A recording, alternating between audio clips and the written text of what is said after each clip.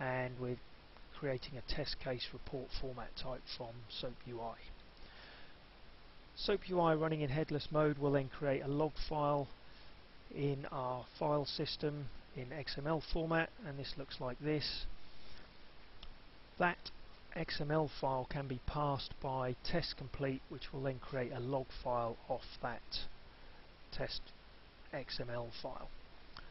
You can see here that we've got two components to our test complete file. We've got a keyword test. That keyword test literally runs our tested app, which is SOAP UI test runner, with these command line parameters, i.e. create the file, log file in XML format.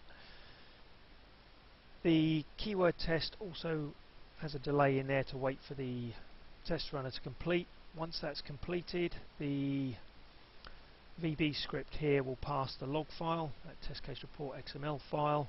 It will look for text nodes and then write those text node messages into the test complete log file, ready for us to pass that up to QA complete.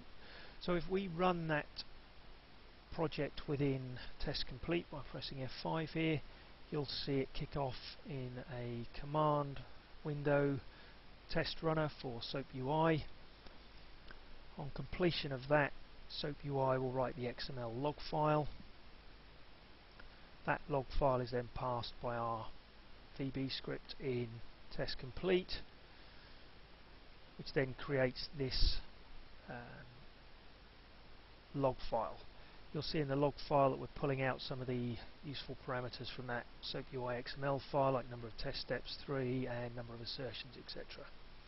That data from that log file and that test run is then passed up to QA complete. So we'll see here any second now that QA complete will have a new result file created up here, and we can see number of tests 2, and we've got the log file created there. If we click on one of the example log files, we'll see the test complete log file from within QA complete, and that log file format is .mht, so it's opening in IE, and we can drill down then within IE to see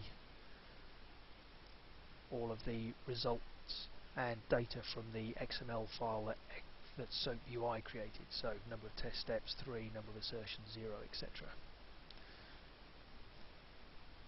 We can also, from QA complete or ALM complete, set up automation schedules using the automation scheduler that will drive test complete, and then test complete will drive SOAP UI. So you can see here that we've got test project 9.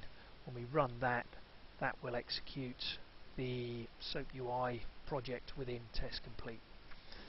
And this brings us back full circle to our whole process of test schedules being called from QA complete, which drive the web services tests that further drive SOAP UI to test your web services interface. On completion of that SOAP UI test, test results are then passed by test complete and passed back up to QA complete.